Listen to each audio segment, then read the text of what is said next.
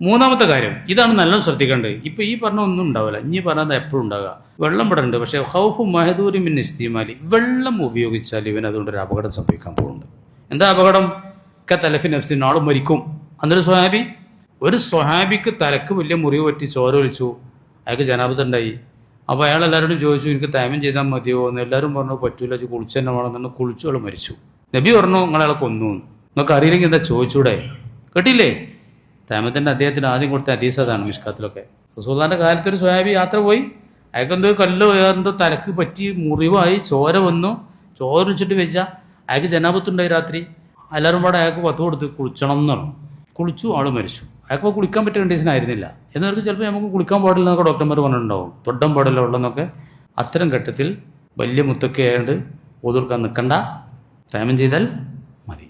അപ്പോൾ കുളിച്ചിട്ടുണ്ടെങ്കിൽ അള്ളാഹുവിനോട് കുറ്റാണ്, ആത്മഹത്യ ചെയ്തതിന് തുല്യമായ കുറ്റമാണ് ആ ഒതു ചെയ്തത്. അല്ലെങ്കിൽ അതൊന്നും വേണ്ട, ഒതുവിന് അവയവത്തിന് നഷ്ടം സംഭവിക്കും, കണ്ണ് പോവും. ഇപ്പോൾ ഒതുർത്തിട്ടുണ്ടെങ്കിൽ ഡോക്ടർ കണ്ണിന് ഓപ്പറേഷൻ ചെയ്തിട്ട് ഡോക്ടർ പറഞ്ഞിരിക്കണം ഒരാഴ്ചക്ക് വെള്ളം തൊടാൻ പാടില്ല, മുഖം കഴിക്കാൻ പാടില്ല. അപ്പോൾ കഴിക്കരുത്, ഭയങ്കരമായ തെറ്റാണ്. അപ്പോൾ കഴുകിയിട്ട് ആ കണ്ണ് കളയുന്നത്. ഈ കണ്ണൊന്നും നമ്മളെ കണ്ണല്ല, നമുക്കതിന് അവകാശമില്ല. അത് മംഫാത്തിഹി, അല്ലെങ്കിൽ കണ്ണ് പോകണില്ല, കണ്ണിന് ഉപയോഗം പോകും. ഒരു അവയവത്തിൻ്റെ ഉപയോഗം നഷ്ടപ്പെടും വെള്ളം ഉപയോഗിച്ചാൽ, അവയോടെ തന്നെ ഉണ്ടാവും. അത്തരം ഘട്ടത്തിലും തൈമം ചെയ്യാണ് വേണ്ടത്. ഒതു ചെയ്യരുത്, നല്ല പുതിയ സൂക്കട് ഉണ്ടാവും. വെള്ളം ഉപയോഗിച്ചാൽ സൂക്കടയൊക്കെ ഉണ്ടാവും. ഒതു ചെയ്യാത്തിൽ ഇല്ല സൂക്കട് അധികമാവും. അല്ലെങ്കിൽ സൂക്കടുണ്ട്, വെള്ളം ഉപയോഗിച്ചാൽ അപ്പോഴും തൈമം ചെയ്യണം വേണ്ടത്. അല്ലെങ്കിൽ സൂക്കട് മാറൽ കുറച്ച് പിന്തും.